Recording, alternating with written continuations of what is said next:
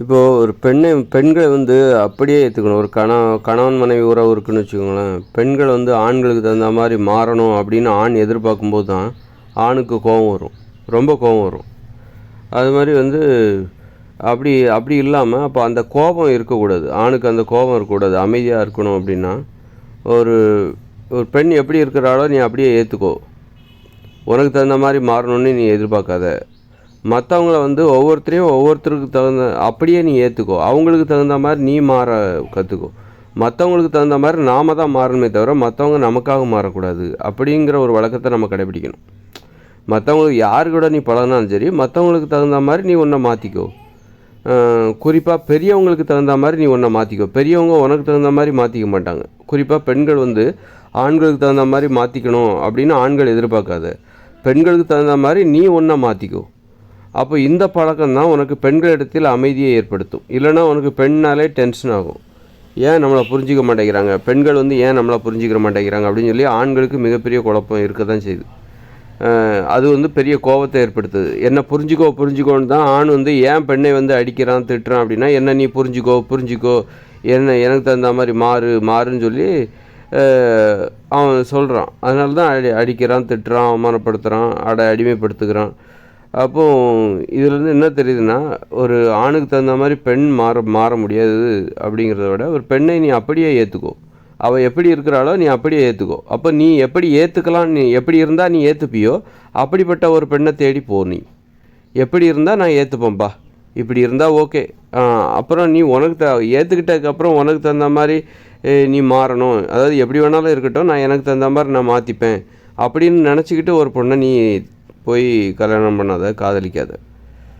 ஏன்னா பெண்கள் வந்து பெண்களுக்கு தகுந்த மாதிரி ஆண்கள் தான் மாறணுமே தவிர ஆண்களுக்கு தகுந்த மாதிரி பெண்கள் மாற மாட்டாங்க.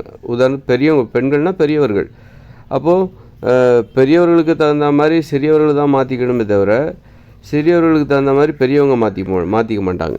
அப்போ அங்கே அதாவது தலைவருக்கு தகுந்த மாதிரி தொண்டர்கள் தான் மாற்றிக்கணுமே. தலைவரை அப்படியே ஏற்றுக்கணும். தலைவர்னு அதாவது பெண்ணா தலைவர்னு அர்த்தம், தலைமை பண்புடையவர். அப்போ தலைவர் வந்து தலைவருக்கு தகுந்த மாதிரி தொண்டர்கள் தான் மாற்றிக்கணும். உனக்கு பிடிச்ச மாதிரியான ஒரு தலைவரை நீ போய் தேர்ந்தெடுத்துக்கோ. ஆனால் தலைவர் உனக்கு தகுந்த மாதிரி ஒன்றை மாற்றுவார். எப்படி இருந்தாலும் பரவாயில்ல, ஒரு தலைவரை தேர்ந்தெடுத்துட்டு தனக்கு இந்த தொண்டர்களுக்கு தகுந்த மாதிரி அந்த தலைவர் மாறணும்னு நினைக்காத. அதனால் ஒரு ஒரு பெண்ணை நீ எப்படி ஏற்றுக்கணும், பெண்களிடத்தில் நீ அமைதியாக இருக்கணும்ப்பா, டென்ஷன் ஆகக்கூடாது. பெண் என்பவள் உனக்கு டென்ஷனை தருகிற அதாவது கோபத்தையும் பழி உணர்ச்சியும் தருகிற ஒருவளாக எப்போ இருக்க மாட்டா அப்படின்னா நீ பெண்ணுக்கு தகுந்த மாதிரி மாறிடு. அப்போ பெண்களை நீ முதல்ல அப்படியே ஏற்றுக்கோ. அதுதான் நீ பெண்ணுக்கு தகுந்த மாதிரி மாறுறது. பெண்களை முதல்ல அவங்க எப்படி இருக்காங்க, அதாவது உங்கள்கிட்ட அதிகமாக பேச மாட்டேன்றாங்களா, ஏன் பேச மாட்டேங்கிறேன்னு நீ சொல்லி பார்க்குற, ஆனால் அவங்க கேட்க மாட்டேங்கிறாங்க அப்படின்னா அப்படியே நீ ஏற்றுக்கோ. இல்லை உனக்கு நிறைய பேசணுன்னா நிறைய பேசுகிற மாதிரியான ஒரு பெண்ணை தேடி நீ போயிடு. அந்த மாதிரி உனக்கு எப்போ எது பிடிக்குதோ அந்த மாதிரியான ஒரு பெண் இருக்கிறாங்கன்னா அப்படி. ஆனால் உனக்கு தகுந்த மாதிரி மாறுவாங்கன்னு நினைக்காத. அங்கே இருக்கிறவங்களில் உனக்கு பிடிச்ச மாதிரி உனக்கு யார் இருக்கிறாங்க, ஏன்னா நீ அப்படியே ஏற்றுக்க போகிற. ஒரு பெண்ணை வந்து நீ அப்படியே ஏற்றுக்க போகிற. உனக்கு தகுந்த மாதிரி பெண் மாற மாட்டாங்க. அப்படி மாறணும்னு நீ எதிர்பார்க்காத. ஒரு பெண்ணுக்கு தகுந்த மாதிரி தான் ஆண் வந்து மாற்றிக்கணும், அட்ஜஸ்ட் பண்ணிக்கணும். ஒரு பெண்ணை வந்து அதுதான் வந்து இயற்கை விதிமுறை. அதனால் அப்படி மாற ஆரம்பிச்சிட்டாலே ஒரு பெண்ணிற்கு தகுந்த மாதிரி ஒரு பெண்ணை அப்படியே ஏற்றுக்கொண்டு அந்த பெண்ணிற்கு தகுந்த மாதிரி அப்படியே ஏற்றுக்க முடியாது. அவங்களுக்கு தகுந்த மாதிரி மாறவும் செய்யணும். அப்படியே ஏற்றுக்கிறதுனா அதான் அர்த்தம். அவங்களுக்கு தகுந்த மாதிரி மாறவும் செய்யணும். இப்போ அவங்க கோபப்பட்டு திட்டுறாங்கன்னா நீ அமைதியாக இருக்கணும், அமைதியாக இருக்க பழகணும். அவங்களுக்கு தகுந்த மாதிரி அதான் மாறுறது. அவங்கள அப்படியே ஏற்றுக்கிறது அதான். ஒரு பெண் வந்து கோவப்பட்டு திட்டிகிட்டே இருக்காங்க அப்படின்னா நீ என்ன பண்ணணும், அப்படி அவங்கள நீ அப்படியே ஏற்றுக்கோ அப்படின்னா என்ன அர்த்தம், அவங்க திட்டினாங்கன்னா நீ கேட்டுக்கோ அப்படின்னு அர்த்தம். கேட்டுக்கிட்டேன்னா அவங்கள நீ ஏற்றுக்கிட்ட அப்படின்னு அர்த்தம். நீ திட்டுறாங்க, நீனும் திட்டுற, அடிக்கிற, சண்டை போடுற அப்படின்னா உன்னால் ஏற்றுக்க முடியல. அவ்வளோ அந்த பெண்ணின் கேரக்டரை உன்னால் ஏற்றுக்க முடியல. அப்போது உனக்கு வந்து அமைதிங்கிறதே இருக்காது. எப்போ வேணாலும் உன் வீட்டில் சண்டை நடந்துக்கிட்டே இருக்கும். அதனால் எப்போ உன் குடும்பத்தில் உன் வாழ்க்கையில் அமைதி ஏற்படும், பெண்ணை அப்படியே ஏற்றுக்கோ. பெண்ணுக்கு தகுந்த மாதிரி நீ மாறு. அப்போ நீ வந்து எல்லாமே வந்து உன் வாழ்க்கை அமைதியாக இருக்கும். உன் வாழ்க்கையில் பிரச்சனை இருக்காது, மனசு அமைதியாக இருக்கும், கோபம் இருக்காது, பெண் மீது கோபம் எதுவும் இருக்காது, பழி உணர்ச்சி எதுவும் இருக்காது. அதனால் அந்த வாழ்க்கை அமைதியாக இருக்கும். ஆனால் இந்த இயந்திர அறிவியல் உலகில் இது இயற்கை விதிமுறை. இப்போ நான் சொன்னது இயற்கை விதிமுறை. பெண்ணிற்கு தகுந்தாற் போன்று ஆண் தன்னை மாற்றிக்கொள்ள வேண்டும், பெண்களை அப்படியே ஏற்றுக்கொள்ள வேண்டும். ஏற்றுக்கொள்ள வேண்டும் என்றால் அந்த பெண்களுக்கு தகுந்தாற் போன்று ஆண் தான் தன்னை மாற்றிக்கொள்ள வேண்டும். ஒரு முதலாளிக்கு தகுந்த மாதிரி தொழிலாளி தான் மாறணுமே தவிர தொழிலாளிக்கு தகுந்த மாதிரி முதலாளி மாறிட்டு இருக்க மாட்டார். பெண்ணா தொழிலாளின்னு அர்த்தம், பெண்ணா பெரியவர்கள் என்று அர்த்தம், ஆண்னா சிறியவர்கள் அப்படின்னு தொழிலாளி அப்படின்னு அர்த்தம். இது வந்து இயற்கை விதிமுறை. ஆனால் இயற்கையோடு இணைந்த இது தற்போது நம்ம அழுகிற இயந்திர அறிவியல் உலகத்துக்கு பொருந்தாது. இந்த இயந்திர அறிவியல் உலகில் ஆண்கள் தான் பெரியவர்கள், ஆண்களுக்கு தகுந்த மாதிரி தான் பெண்கள் மாறணும். அதனால் அது ரொம்ப கஷ்டமாக தான் இருக்கும். அப்போ நம்ம வந்துட்டோம் இந்த உலகத்தில் இருக்கிற வரைக்கும், இந்த இயந்திர அறிவியல் உலகில் இருக்கிற வரைக்கும் நம்ம அதை கடைபிடிச்சு தான் ஆகணும். செயற்கையான ஒரு நடைமுறை தான். இப்போ ஆண்களுக்கு தகுந்த மாதிரி பெண்கள் தன்னை மாற்றிக்கணும் அப்படிங்கிறது, அப்படி தான் மாற்றிக்கிறதுக்கு முயற்சி பண்ணிகிட்டு இருக்காங்க. அது அவங்களுக்கு எந்த அளவுக்கு முடியுது? ஒரு வேலைக்கு போகிற பெண்களால் மட்டும்தான் அந்த மாதிரி ஆண்களுக்கு தகுந்த மாதிரி பெண்கள் மாற்றிக்க முடியும், தங்களை மாற்றிக்கொள்ள முடியும்.